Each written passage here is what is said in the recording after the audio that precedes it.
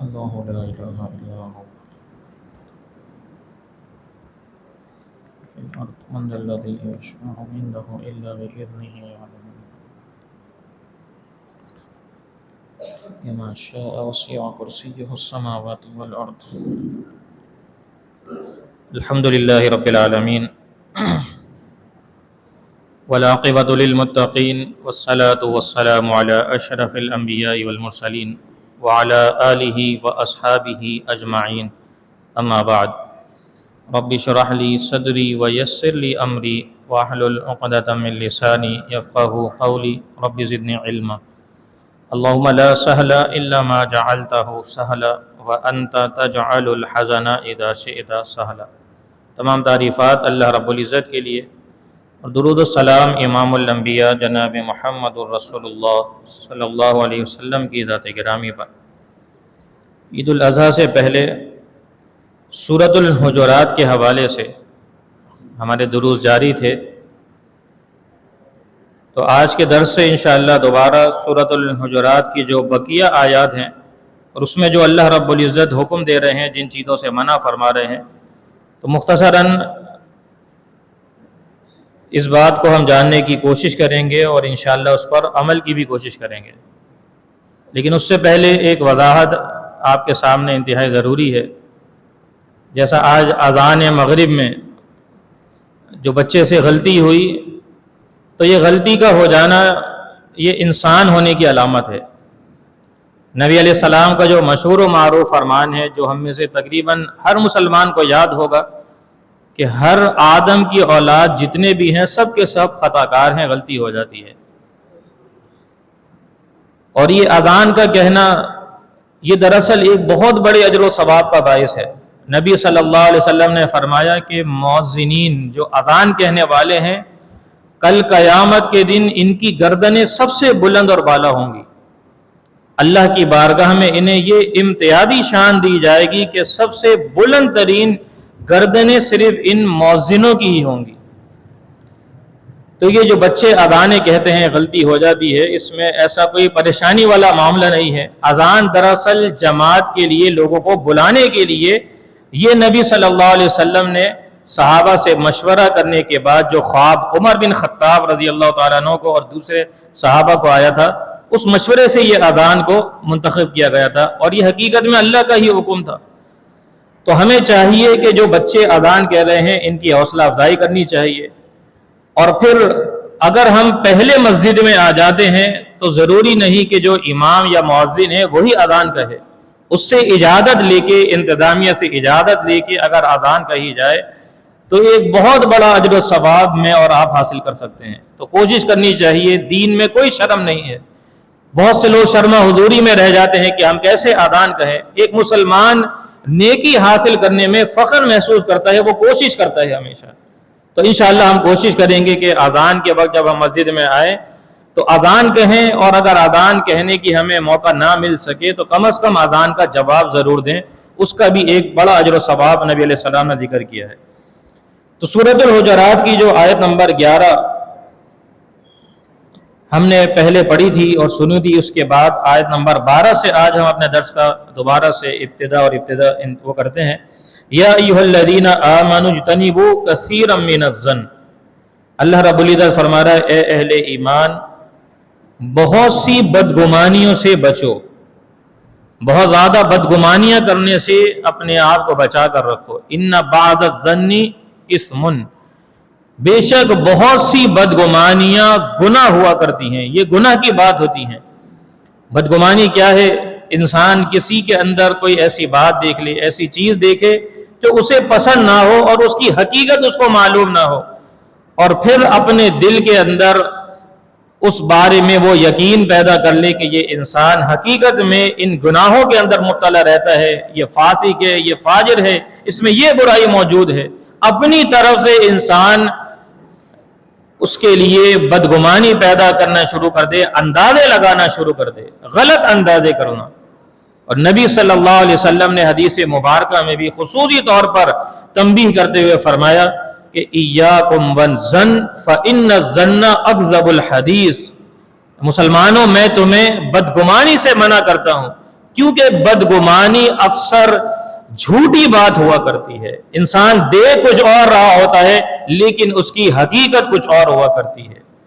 اور یہ بدگمانیاں کرنا، لوگوں کے بارے میں طرح طرح کی رائے قائم کر لینا، یہ دراصل شیطان کے حملے ہوا کرتے ہیں۔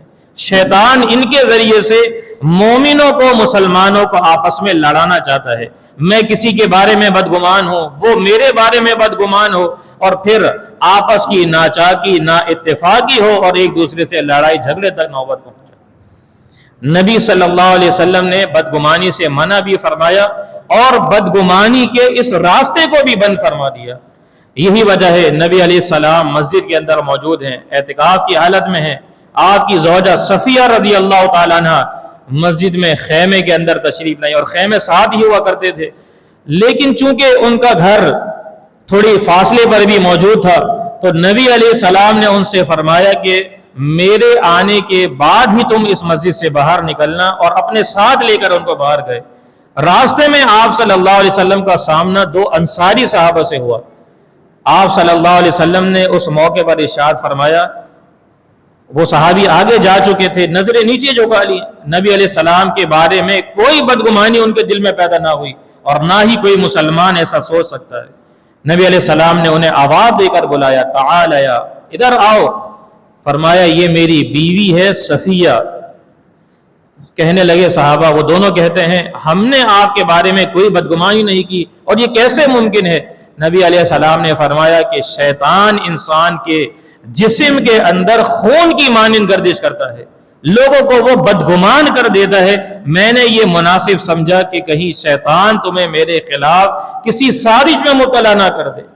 تو ایسے راستوں کو بھی انسان کو بند کر لینے کی ضرورت ہے۔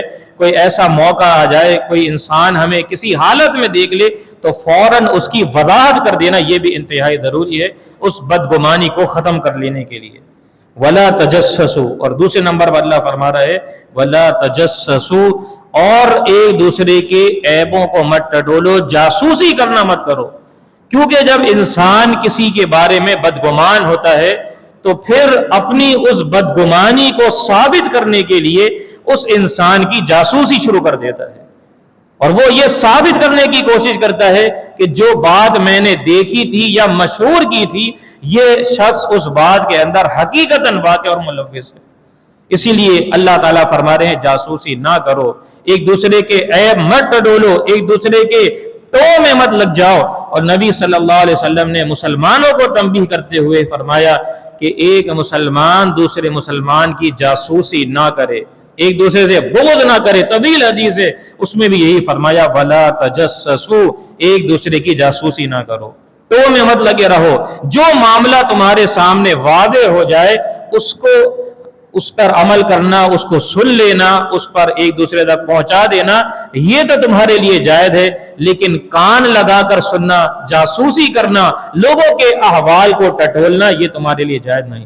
نبی علیہ السلام نے فرمایا اگر کوئی انسان کسی دوسرے مسلمان کے عیبوں کی جاسوسی میں لگ جاتا ہے، عیب ٹٹولنا شروع کر دیتا ہے، اور پھر لوگوں کے درمیان ان گناہوں اور باتوں کو نشر کرتا ہے، تو اللہ رب العزت ایسے شخص پر جو جاسوس بنا ہوا تھا، اس کے عیبوں کو لوگوں کے سامنے ظاہر کر دیتا ہے، چاہے یہ انسان اپنے گھر کے دروازوں کو بند کر کے بھی کسی گناہ کا ارتکاب کر رہا ہو، اللہ اس کے راز کو فاش کر دے گا اور لوگوں کے سامنے اس کو ذلیل اور رسوا کر دے گا۔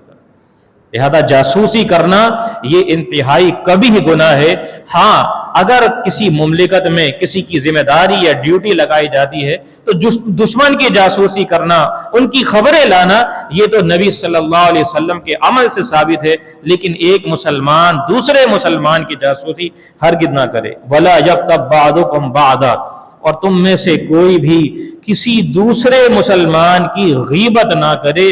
اَيُحِبُّ أَحَدُكُمْ أَن يَأْكُلَ لَحْمَ أَخِيهِ مَيْتًا فَكَرِهْتُمُوهُ، کیا تم میں سے کوئی شخص یہ بات پسند کرتا ہے کہ اپنے مردہ بھائی کا گوشت اپنے ہاتھوں سے نوچ نوچ کر کھانا شروع کر دے؟ فَكَرِهْتُمُوهُ، ہر شخص اس بات سے کراہیت محسوس کرتا ہے۔ ایک تو مسلمان بھائی ہے اور پھر مرا ہوا ہے، کسی کی لاش میں سے، میت میں سے اس کی بے حرمتی کرتے ہوئے انسان اس کی گوشت کو کھانا شروع کر دے، کوئی مسلمان عقل اور شعور رکھنے والا اس بات کو ہرگز پسند نہیں کرے گا۔ تو جب اس بات کو میں اور آپ پسند نہیں کرتے تو لوگوں کی غیبتیں کرنا، لوگوں کی برائیاں کرنا، ان کے عیبوں کو لوگوں کے درمیان نشر کرنا، یہ مجھے اور آپ کو کیسے پسند آ جاتا ہے؟ اس میں ہمیں کیوں لذتیں محسوس ہوتی ہیں؟ کیوں اپنی مجلسوں میں ہماری گفتگو کا مرکز اور محور یہی ہوتا ہے کہ فلاں ہمارا جو مسلمان بھائی ہے، فلاں جو عالم ہے، فلاں جو شخص ہے، اس میں یہ برائی موجود ہے، اس نے فلاں موقع پر اس گناہ کا ارتکاب کیا تھا۔ یہ دراصل اس کی غیبت کرنا، اس کے گوشت کو کھانے کے مترادف ہے۔ نبی علیہ السلام نے صحابہ سے پوچھا تھا کہ غیبت کے بارے میں تم جانتے ہو کہ یہ غیبت کیا ہے؟ تو صحابہ کرام نے غیبت کی تعریف اپنے طور پر ذکر کی۔ نبی علیہ السلام نے فرمایا غیبت دراصل یہ ہے کہ تم اپنے بھائی کی اس انداز میں برائی کرو جس کو وہ ناپسند کرتا ہو۔ صحابہ نے کہا اگر اس مسلمان بھائی میں وہ برائی، وہ گناہ موجود ہو تو اگر ہم یہ کام کریں تب بھی یہ غیبت ہوگی؟ نبی علیہ السلام نے فرمایا تھا کہ ہاں، اگر تم اس کی برائی ہونے کی صورت میں کرو گے تو تب یہ غیبت ہے، اگر اس میں وہ برائی سرے سے موجود ہی نہیں تو تم نے تو اس پر بہتان لگا دیا ہے، یہ تو اس سے بڑا گناہ ہے۔ اور نبی علیہ السلام نے معراج کی رات ایسی قوم کو دیکھا تھا کہ جن کے ناخنوں کو تانبے کی صورت میں دے دیا گیا تھا اور وہ اپنے سینوں کو نوچ رہے تھے جس سے خون رس رہا تھا، اپنے ہاتھوں سے اپنے آپ کو عذاب دے رہے تھے۔ بتایا گیا یہ وہ لوگ ہیں جو لوگوں کی عزتوں پر حملے کرتے ہیں، لوگوں کی غیبتیں کیا کرتے تھے۔ تو یہ بہت بڑا گناہ ہے، مجھے اور آپ کو ان گناہوں سے بچنے کی ضرورت ہے۔ اللہ تعالیٰ دوبارہ اس سورت کے اندر اس آیت میں فرما رہے ہیں واتقوا اللہ، بار بار تقوی کا حکم دیا جا رہا ہے، اور اللہ سے ڈر جاؤ، پرہیزگاری کو اختیار کر لو۔ یہ جو گناہ ذکر کیے گئے ہیں، یہ جو برائیاں ذکر کی گئی ہیں، ان برائیوں سے بچنے والے بن جاؤ۔ ان اللہ تواب الرحیم، بے شک اللہ تعالیٰ توبہ کو قبول کرنے والا بھی ہے، بہت زیادہ معاف کرنے والا بھی ہے اور رحم فرمانے والا بھی ہے۔ مطلب یہ ہے جو گناہ ہو گئے، جو غیبتیں ہو گئیں، جو بہتان بازیاں ہو گئیں، اور جو کسی کی جاسوسی میں دن گزار دیے، کسی کے بارے میں بدگمانی دل میں پیدا ہو گئی، ان چیزوں سے توبہ تائب ہو جاؤ، اللہ کی بارگاہ میں معافی کا معاملہ کر لو، تو بے شک اللہ تعالیٰ بھی بخشنے والا ہے، معاف کرنے والا ہے، اللہ بہت رحم کرنے والا ہے، اور تمہارے گناہوں کو پھر اللہ تعالیٰ مکمل طور پر معاف کر دے گا۔ تو یہ معاشرتی جو برائیاں ہیں جس کے ذریعے انسان ایک دوسرے کا دشمن بن جاتا ہے، اس صورت کے اندر اللہ نے تفصیل کے ساتھ ان کو ذکر کیا ہے۔ اگلی جو آیات ہیں اس میں بھی اللہ تعالیٰ پھر معاشرے کے اعتبار سے ایمان لانے والوں کے بارے میں، کون شخص مومن ہے، ایمان کس کا مکمل ہے، کیا صرف زبانی طور پر اسلام کا اور مسلمان ہونے کا دعویٰ کر لینا اس سے نجات ممکن ہو جائے گی؟ اللہ تعالیٰ اس کے بارے میں بھی وضاحت فرما رہا ہے۔ تو انشاءاللہ آئندہ دروس میں اس بارے میں وضاحت کی جائے گی۔ اللہ تعالیٰ جو کچھ کہا اور سنا اس پر مجھے اور آپ کو عمل کرنے کی توفیق عطا فرمائے۔ وآخر دعوانا ان الحمد للہ رب العالمین۔